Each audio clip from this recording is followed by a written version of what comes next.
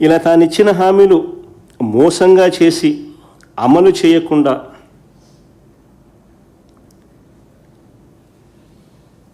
ఉన్న అన్ని పథకాలను రద్దు చేసి, ఒకవైపున తాను ఇచ్చిన హామీలన్నీ అమలు చేయకుండా మోసం చేశాడు, మరోవైపున తాను ఇచ్చిన పథకాలన్నీ రద్దు చేసినాడు, మా ప్రభుత్వంలో ఉన్న పథకాలన్నీ రద్దు చేసినాడు, మరోవైపున స్కూల్సు, హాస్పిటల్సు, వ్యవసాయము అన్నీ కూడా విధ్వంసానికి లోనైనాయి.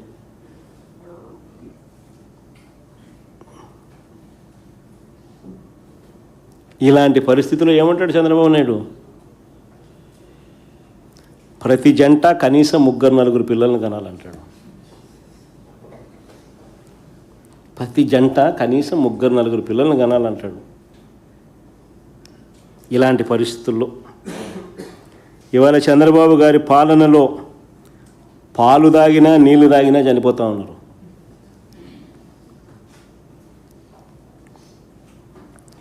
స్కూళ్ళల్లో, హాస్టళ్ళల్లో నాణ్యమైన భోజనం కూడా పెట్టలేకపోతూ ఉన్నాడు.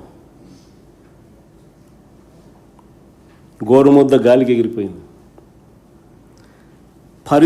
పరిశుభ్రమైన తాగునీరు, కలుషిత ఆహారం వల్ల పిల్లలు చనిపోతూ ఉన్న పరిస్థితులు చూస్తూ ఉన్నాం. నాడు నేడు గాలికి ఎగిరిపోయింది. ప్రభుత్వ హాస్పిటల్స్లో కూడా ఇవే పరిస్థితులు.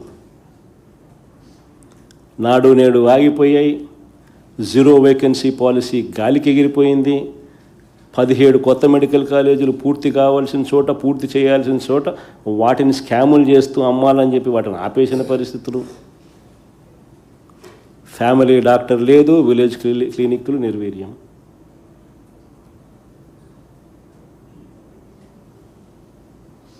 హాస్పిటల్లో WHO, GMP కేటగిరీస్కి సంబంధించిన మందులు కదా దేవుడు ఎరుగు, మామూలు మందులు కూడా దిక్కులేని పరిస్థితుల్లో హాస్పిటల్స్ తయారైపోయినాయి.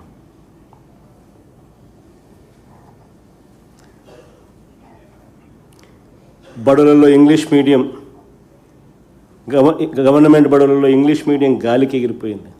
నాడు నేడు పనులు ఆగిపోయాయి. ట్యాబులు 8వ తరగతి పిల్లలకు ట్యాబులు ఇచ్చి ఆపేసినారు. గోరుముద్ద కూడా అన్యాయం చేసినారు.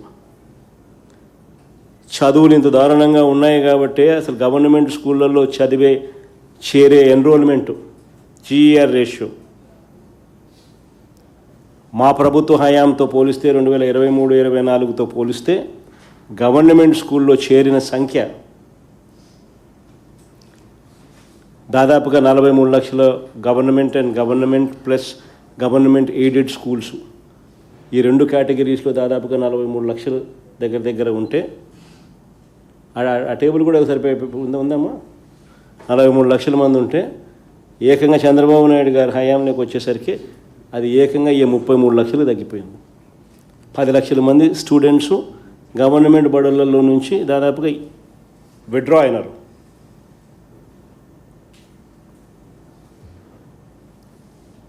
పది లక్షలు 8 లక్షలు ఏదో నెంబర్ కరెక్ట్గా నాకు గుర్తులేదు, కానీ ఆ నెంబర్స్ మళ్ళీ ఒకసారి చూడండి.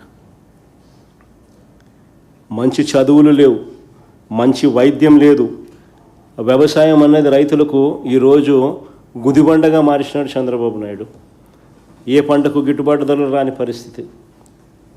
ఇలాంటి పరిస్థితుల్లో చంద్రబాబు నాయుడు గారు ఇస్తానన్న నిరుద్యోగ భృతి ఇవ్వడు, అమలు చేస్తానన్న సూపర్ 6 to సూపర్ 7 అమలు చేయడు. పైగా మా ప్రభుత్వంలో ఉన్న పథకాలన్నీ రద్దు చేసినాడు.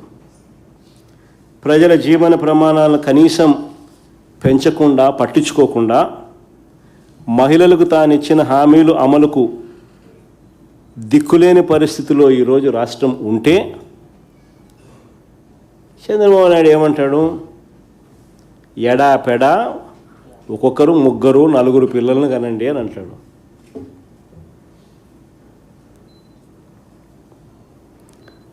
స్వామి, ఖండం కథ దేవుడు ఎరుగు స్వామి.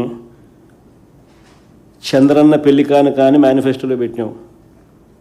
ప్రతి జంటకు పెళ్ళి అయితేనే ₹1,00,000 ఇస్తానన్నావు. ఇంతవరకు ఒక్కరికి ఇలా. అది ఎప్పుడు ఇస్తావు స్వామి అని అడిగినాం. ఇంతవరకు ఇలా దాని గురించి మాట్లాడు. కానీ మూడో బిడ్డ కంటే మాత్రం డబ్బులు ఇస్తాడంట. ఎన్నికల్లో మేనిఫెస్టోలో చెప్పిన చంద్రన్న పెళ్లి కానుకకు దిక్కులేదు,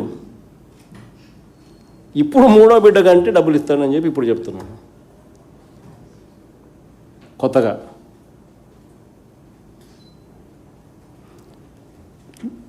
అసలు చంద్రబాబు నాయుడు గారు అనే వ్యక్తి నిజంగా అబద్ధనాడడంలోనూ మోసం చేయడంలోనూ అసలు కళ్ళార్పడు. అసలు ఇలాంటి వ్యక్తి చాలా అరుదుగా పుడతారు కొంతమంది.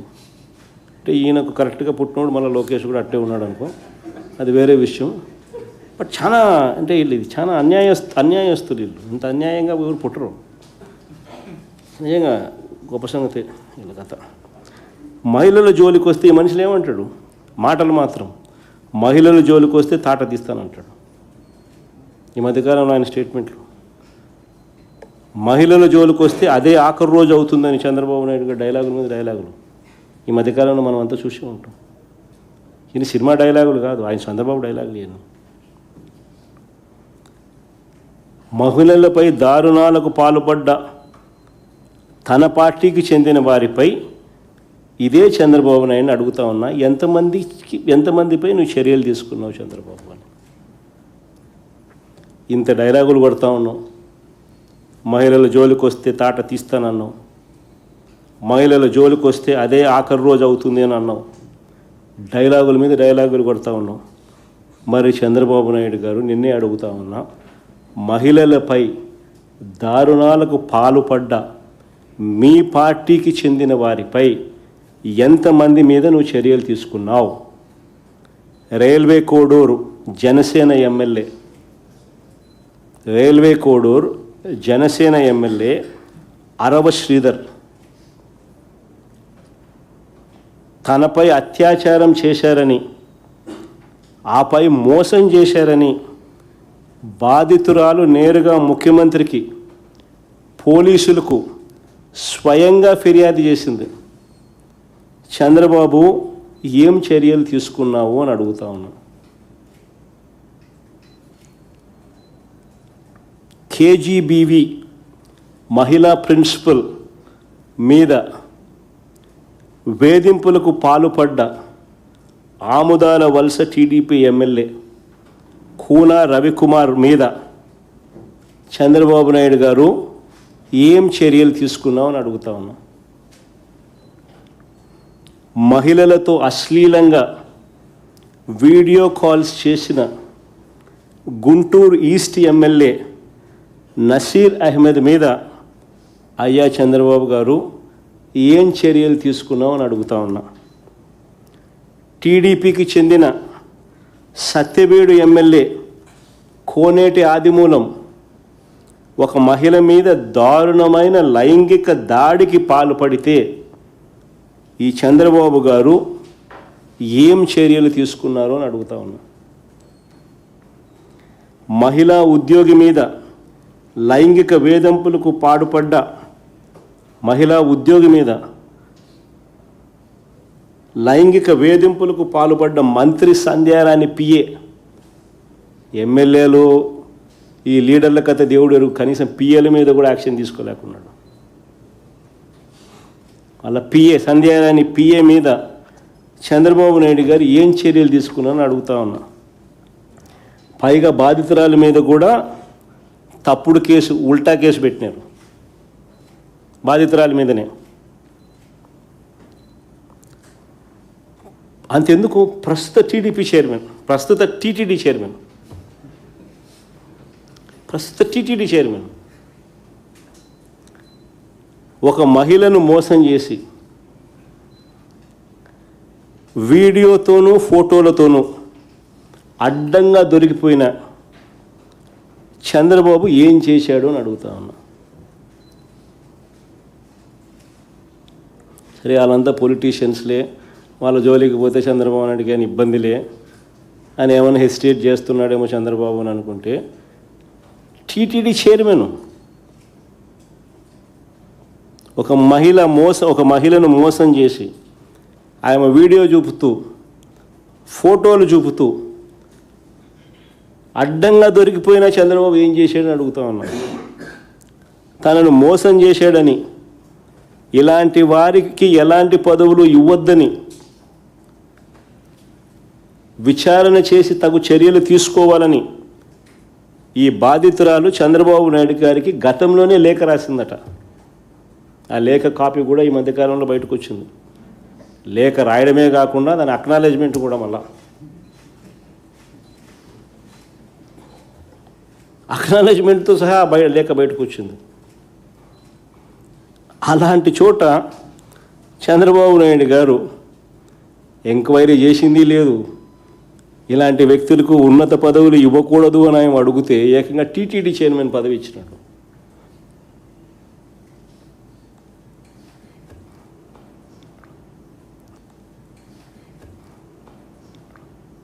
నిజంగా దేవుడి మీద వీళ్ళకు భయం లేదు, భక్తి లేదు, నిష్ఠ లేదు. నిజంగా ఇలాంటివి ఏవైనా ఉంటే ఇలాంటి తప్పులు చేయరు. ఎస్పెషలీ దేవుని ఆలయంలో